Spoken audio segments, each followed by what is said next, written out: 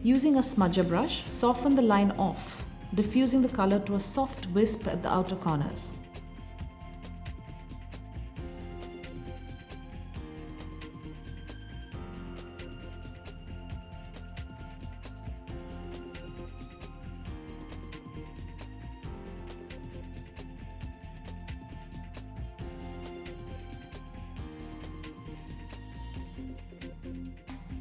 Add intensity with the pencil as you see fit, and you may also build up on the thickness of the line in a manner that is flattering on the wearer.